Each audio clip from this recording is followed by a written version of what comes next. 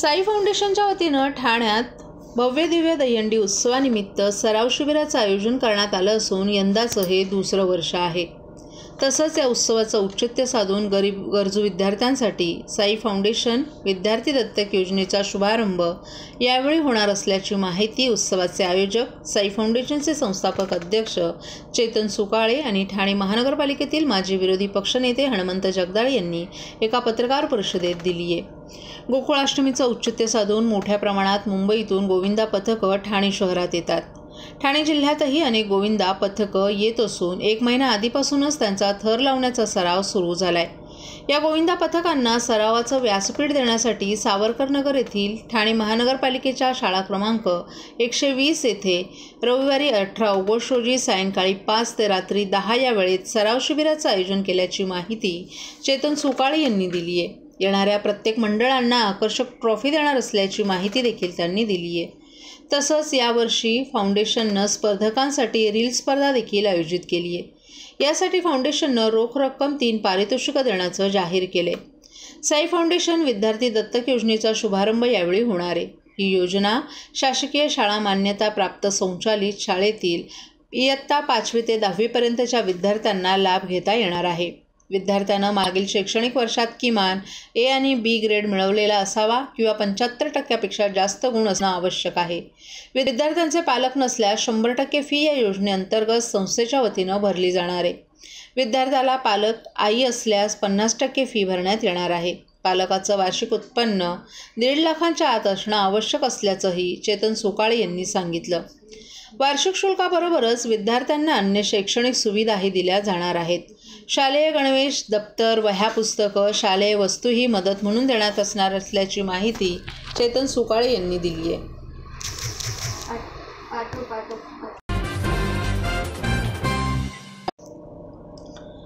मुख्यमंत्री लाडकी बहीण योजनेचा पहिला 3000 रुपयांचा हप्ता राज्यातील बहिणींच्या खात्यात जमा झाल्यानंतर ठाण्यात शिवसेना शिंदे गटाच्या वतीनं जल्लोष साजरा करण्यात आलाय। यावेळी महिलांनी पेढे भरून आनंदोत्सव साजरा केला। या कार्यक्रमात माजी महापौर मीनाक्षी शिंदे यांच्यासह माजी नगरसेविका अमृता भोसले जाधव, पूजा वाघ, विमल भोईर, मनीषा कोंडुस्कर, पूजा जाधव यांच्यासह शेकडो महिला उपस्थित होत्या। शिवसेना शिंदे गटाच्या वतीने आयोजित या जल्लोषात महिलांनी उत्साहानं सहभाग घेतला आणि सरकारच्या या योजनेबद्दल समाधान व्यक्त केले। महिलांच्या आर्थिक सक्षमीकरणाचा उद्देश असलेल्या या योजनेमुळे महिलांमध्ये आनंदाचं वातावरण पाहायला मिळालं। आज मुख्यमंत्री योजना जी आहे ही त्याच्या योजनेचे पैसे खात्यामध्ये जमा झाले आहेत, काय सांगाल? खरं तर आज मनापासून मुख्यमंत्र्यांचे आभार मानायला या सगळ्या महिला भगिनी इथे आलेल्या आहेत। लाडकी बहीण योजनेचा शुभारंभ झाला आणि खऱ्या अर्थाने आज त्यांच्या अकाउंटला काल रात्रीपासून पैसे यायला लागलेले आहेत। आज या महिलांचा जल्लोष बघताय तुम्ही की सरकार नुसतं घोषणा करत नाहीये तर ते सत्य रूपात आणते आणि आज महिलाच्या अकाउंटला 3,000 रुपये आलेले आहे आणि त्याचा मेसेज त्यांच्या ह्याच्यात मोबाईलमध्ये आलेला आहे आणि तो दाखवण्यासाठी त्या इथे आलेल्या आहेत। तर खऱ्या अर्थाने महिलांना सक्षम करण्यासाठी एक भाऊ म्हणून मुख्यमंत्रीची भूमिका बजावतात। तर महाराष्ट्रातल्या सगळ्या बहिणींकडून त्यांना मनापासून शुभेच्छा आहेत आणि त्या माध्यमातून मला असं वाटतं की ठाणे जिल्ह्यातले 5,48,422 लोकांचे फॉर्म एक्सेप्ट झालेले आहेत आणि ते लाभार्थी म्हणून ठरलेले आहेत। तर खरं तर हे सक्षम करत असताना महिलांना सगळ्या गोष्टींची माहिती पण व्हायला लागलेली आहे।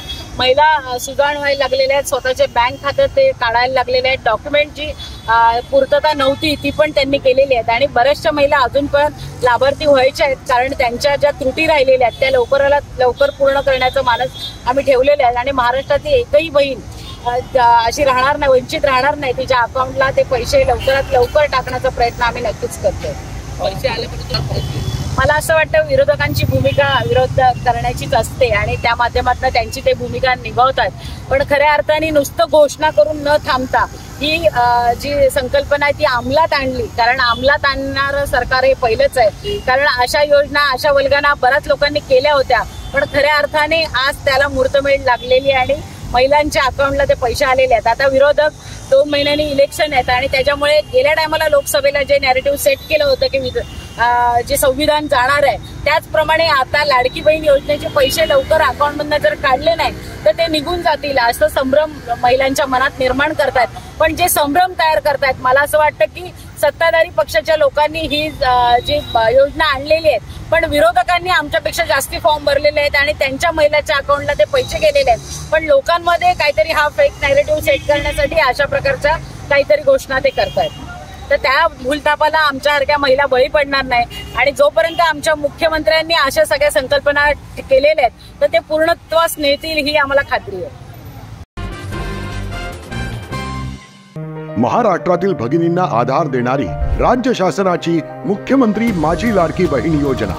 या योजनेअंतर्गत अल्प उत्पन्न गटातील 21 ते 65 वयोगटाच्या भगिनींना मिळणार दरमहा 1500 रुपयांची मदत.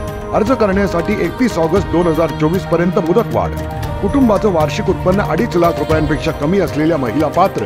कुटुंबाकडे पिवळं किंवा केशरी रेशन कार्ड असल्यास उत्पन्नाचा दाखला आवश्यक नाही. पांढरं रेशन कार्ड असेल किंवा रेशन कार्ड नसेल तर कुटुंबाचं वार्षिक उत्पन्न 2.5 लाखांपेक्षा कमी असल्याचा दाखला आवश्यक. योजनेसाठीचा ऑनलाईन अर्ज नारी शक्ती दूत ॲपवरून किंवा पोर्टलवर भरता येईल. ज्या भगिनींना ऑनलाईन अर्ज भरता येत नसेल त्यांच्यासाठी अंगणवाडी, ग्रामपंचायत, वॉर्ड ऑफिस, सेतू सुविधा केंद्रामध्ये किंवा आशाताई बचत गटाच्या CRP यांची मदत उपलब्ध. आता आपल्याला अभिमानानं म्हणता येईल, सुखी आणि सुरक्षित आहे माझी लाडकी बहीण.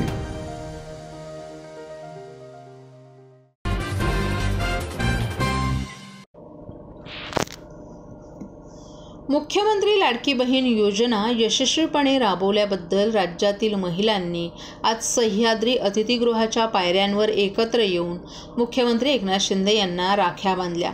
या भावनिक क्षणात महिलांनी आपल्या लाडक्या भावाला ओवाळलं आणि त्यांनी दिलेल्या आर्थिक मदतीबद्दल मनापासून आभार मानले. मुख्यमंत्री लाडकी बहीण योजना राज्यातील महिलांसाठी, विशेषतः आर्थिकदृष्ट्या दुर्बल घटकांसाठी सुरू करण्यात आलेली योजना आहे. या योजनेअंतर्गत महिलांना आर्थिक मदत, शिक्षणासाठी सहाय्य आणि अन्य सामाजिक लाभ मिळवून देण्यात येत आहेत.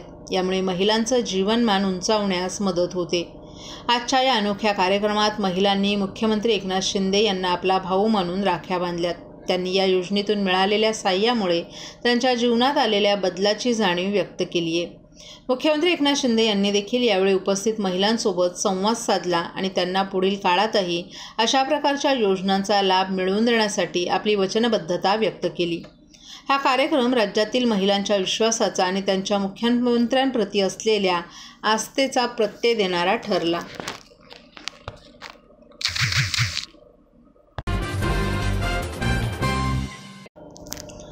ठाणे महापालिका क्षेत्राला पाणीपुरवठा करणाऱ्या भूमिगत जलवाहिन्यांमधून होणारी पाणी गळती शोधण्यासाठी पाणी गळती शोध यंत्र खरेदी करण्याचा निर्णय प्रशासनानं घेतला आहे. अनेकदा भूमिगत जलवाहिन्यांमधून होणारी गळती शोधण्यासाठी कॉन्क्रीट तसंच डांबरी रस्त्यांची मोठ्या प्रमाणात खोदाई करावी लागते. परंतु या यंत्रामुळे पाणी गळती नेमकी कुठे होत आहे हे आता शोधता येणार असल्यानं तेवढ्याच भागात रस्ते खोदाई करावी लागणार असून यामुळे रस्ते खोदाई आणि दुरुस्तीवरील खर्चात बचत होणं शक्य होणार आहे. स्मार्ट वॉटर लीक डिटेक्टर यंत्राद्वारे 3 मीटर अंतरापर्यंतच्या भूमिगत जलवाहिन्यांची गळती शोधणं शक्य होणार आहे. काही महिन्यांपूर्वी पालिकेच्या पाणीपुरवठा विभागाने हे यंत्र कशाप्रकारे हाताळून पाणी गळती शोधता येते याची पडताळणीही केली होती. मुंब्र्यातील आंबेडकर नगर परिसरातील भूमिगत वाहिनीतून होणारी गळती या यंत्राद्वारे शोधून काढण्यात आली होती. यानंतर पालिकेनं हा यंत्र खरेदीचा निर्णय घेतलाय. तसंच शहरात मोठ्या प्रमाणात रस्ते रुंदीकरण आणि नूतनीकरणाची कामं झाली असून यामध्ये जलवाहिन्यांचं स्थलांतरित करण्याबरोबरच नवीन जलवाहिन्या टाकल्या आहेत. यामुळे या जलवाहिन्या नेमक्या कुठून आणि कशा गेल्या आहेत हे शोधण्यासाठी जलवाहिनी लोकेशन डिटेक्टर यंत्रही खरेदी केले जाणार असल्याची माहिती पालिका सूत्रांनी दिली आहे. देशाच्या स्वातंत्र्यासाठी सर्व जाती धर्माचे लोक लढले, परंतु आज बनावट लोक सत्तेवर आहेत असं वक्तव्य शरद पवार गटाचे आमदार जितेंद्र आव्हाड यांनी ठाण्यात बोलताना केले. आज एका संघटनेनं काढलेल्या तिरंगा रॅलीत ते आपले मत व्यक्त करीत होते. मुंब्रा येथे झालेल्या मेळाव्यात स्थानिक आमदार आणि राष्ट्रवादी काँग्रेस, शरद पवार गट आणि महात्मा गांधी यांचे पंटू तुषार गांधी यांनी मिळून ध्वजारोहण केलं. तर सकाळी बाईक रॅली दरम्यान टिपू सुलतानच्या फोटोवरून गदारोळ झाला. काही नेते आपल्या राजकीय स्वार्थासाठी हिंदू मुस्लिम राजकारण करतात, मात्र मुंब्र्यात सर्व जाती धर्माच्या लोकांनी शांततेत राहावं असंही आव्हाड यांनी सांगितलं. मुंब्र्याला दहशतवादी शहर म्हणणाऱ्यांनी मुंब्र्यात राहून त्याचा विचार करा असा सल्लाही देण्यात आला.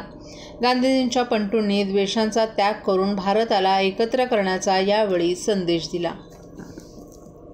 च्या लढ्यामध्ये सर्व जाती धर्मियांचा तेवढाच योगदान आहे. तुम्हाला कोणा एकाला बाजूला करताच येणार नाही. सभी का खून शामिल है इस मिट्टी में, किसी का बाप का हिंदुस्तान नहीं है. सर, एकीकडे 370 कलम आणलंय, मात्र कुठेतरी मुस्लिम विरोध हिंदू अशा देखील भावना देखील त्यांच्या राजकीय फायद्यासाठी हिंदू मुसलमानांची लढाई करणं हा त्यांना राजकीय फायदा वाटतो, पण हे देशासाठी अत्यंत घातक आहे.